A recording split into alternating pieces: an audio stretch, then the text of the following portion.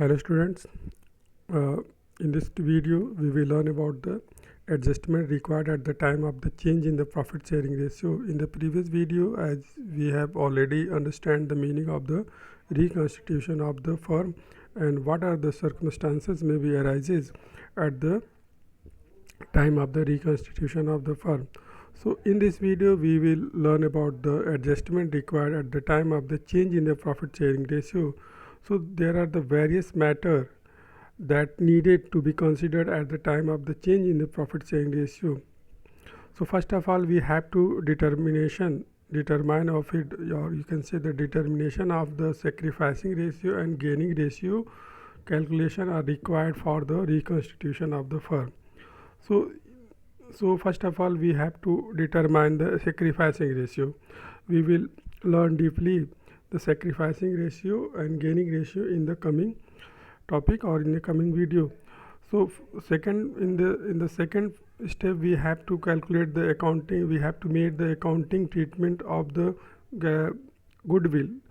Accounting for a goodwill, you can say the valuation of goodwill and the calculation of the goodwill, and the accounting treatment in the third step, accounting treatment for the reserve and accumulated profit. We will learn thoroughly the meaning of the reserve and what are the types of the reserve and accumulated profit. What are the treatment will be done if the situation arises like this.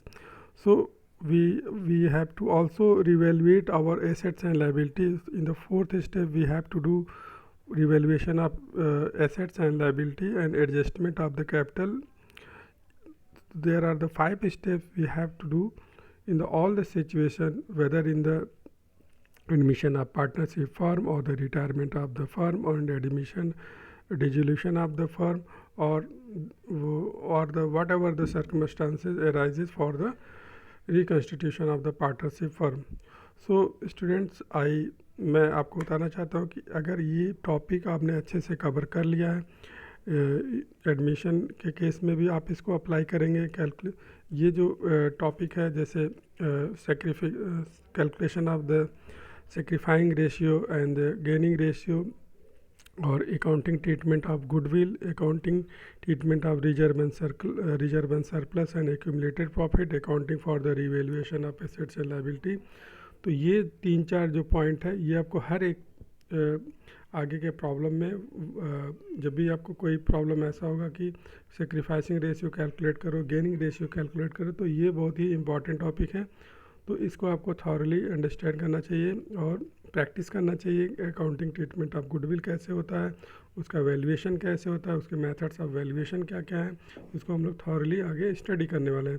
तो ये topic, अगर ये chapter अच्छे से कर लिया तो आगे के 3-4 चैप्टर में आपका 40% 50% वर्क आपका हो गया. तो यहाँ पे आपको अच्छे से लर्न करना चाहिए. तो first of all we will cover the we will learn about the sacrificing ratio and gaining ratio. So let's move to the topic. What is the sacrificing ratio? In the simple way, in the simple word, if I say that sacrificing ratio is the ratio that any existing partner is sacrificing for you. If you are coming, or you can say coming partner or admitting partner, if the old partner will not sacrifice their shares, you will not get nothing. Suppose अगर हम बात करें कि अगर कोई partnership firm में ए और B हैं और इनका रेशियो 1:2 है, 1:2 है. अगर कोई एडमिशन, कोई न्यू पार्टनर अगर आ रहा है, न्यू पार्टनर अगर सी आ रहा है, तो सी को शेयर जब ही मिलेगा जब ये दोनों पार्टनर क्या करेंगे, सेक्रीफाइस करेंगे. सपोज करो कि सी को 1/3 शेयर मिलने वाला है, तो ये 1/3 शेयर वो कैसे गेट करेगा, जब ये जो पार्टनर हैं ये वो इक्वल पार्टनर है, जब ये इक्वल पार्टनर अपने शेयर को सेक्रीफाइस करेंगे, जब ही न्यू पार्टनर कुछ गेन होगा. ठीक है, यानी कि किसी की लॉस, किसी की प्रॉफिट. अगर कोई पार्टनर यहाँ पे सेक्रीफाइस कर रहा है, तभी दूसरा पार्टनर क्या करेगा, गेन करेगा. Otherwise the incoming partner or you can say the admitting partner will get nothing. तो एक के लिए फेवरेबल कंडीशन है और एक के लिए क्या प्रॉफिटेबल कंडीशन है. सपोज करें न्यू पार्टनरशिप फर्म में कोई न्यू पार्टनर एडमिट हो रहा है, तो जो एडमिटिंग पार्टनर है, ठीक है, एडमिटिंग पार्टनर क्या एक्सपेक्टेशन करता है? एडमिटिंग पार्टनर एक्सपेक्टेशन करता है कि मुझे भी कुछ प्रॉफिट तो मिले बिजनेस में वर्क करने के लिए. वो वर्क करेगा, अपना एफर्ट डालेगा, कैपिटल डालेगा, तो उसको भी तो प्रॉफिट चाहिए ना. तो वो प्रॉफिट कैसे होगा? जब ओल्ड पार्टनर क्या करेंगे, अपने एग्जिस्टिंग शेयर्स को क्या करेंगे, शेयर करेंगे. ठीक है, तो जो भी सर्कमस्टांसेज हैं रिकॉन्स्टिट्यूशन के केस में, तो जब जब प्रॉफिट शेयरिंग रेशियो चेंज होगा, जब हमको बोला जाएगा सेक्रीफाइसिंग रेशियो कैलकुलेट करने के लिए, तो हमको ये फार्मूला अप्लाई करना. Sacrificing ratio is equal to old ratio minus new ratio. तो अभी जो पार्टनर हैं उनका अगर ओल्ड रेशियो 1:2 है और आगे चल कर के रेशियो 1:3 होने वाला है, तब अब इनको अगर सेक्रीफाइसिंग रेशियो को कैलकुलेट करना है तो हम क्या करेंगे, ओल्ड माइनस न्यू करेंगे, जो कि हम लोग आगे के इलस्ट्रेशन या फिर एग्जांपल में समझेंगे. तो सिंपल सा आप याद रखें कि सेक्रीफाइसिंग रेशियो कैलकुलेट करना है तो हमको क्या करना पड़ेगा, ओल्ड रेशियो में से अगर जो पुराना रेशियो पार्टनर का है वो, और कोई अगर न्यू रेशियो अगर फॉर्मेशन हो रहा है रिकॉन्स्टिट्यूशन के थ्रू, तो उसको हमको माइनस कर देना. हमें क्या मिल जाएगा, सेक्रीफाइसिंग रेशियो. ठीक है, तो आई होप कि आपने इसको सेक्रीफाइसिंग रेशियो को समझ लिया होगा. तो अब हम लोग मूव करते हैं गेनिंग रेशियो. अब गेनिंग रेशियो वही रेशियो है जो ओल्ड पार्टनर ने अपना शेयर सेक्रीफाइस कर रखा है, ठीक है, न्यू पार्टनर के लिए, वही इनका गेनिंग रेशियो है. तो गेनिंग रेशियो कैलकुलेट करने के लिए क्या करेंगे, जब प्रॉफिट शेयरिंग रेशियो अगर चेंज हो रहा है, सपोज करें कि अगर पहले प्रॉफिट 1:2 था, अभी आगे चल कर के 1:3 हो जाए इनके एग्जिस्टिंग पार्टनर के बीच में, तो कोई ना कोई तो गेन करेगा, कोई सेक्रीफाइस करेगा.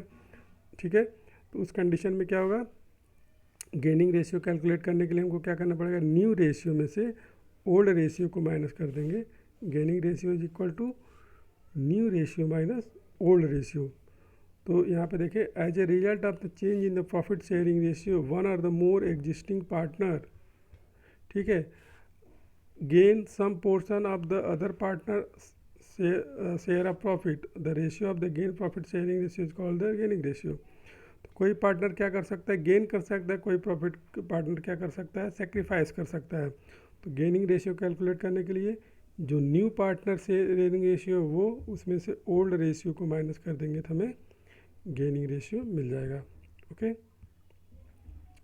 तो हम लोग अब इसका एक इलस्ट्रेशन को सॉल्व करेंगे जिसके थ्रू हम लोग इसको और अच्छे से समझने का प्रयास करते हैं.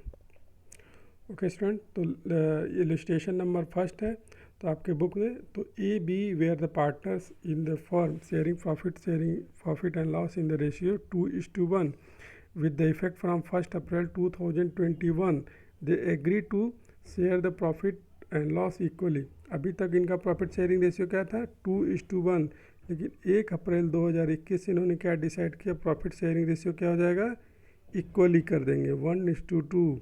ठीक है, calculate the individuals partners gain और the sacrificing due to the change in ratio. अभी हमको ये कैलकुलेट करके बताना है कि जब ये जो चेंजेस हुए हैं वो 2:1 से इक्वल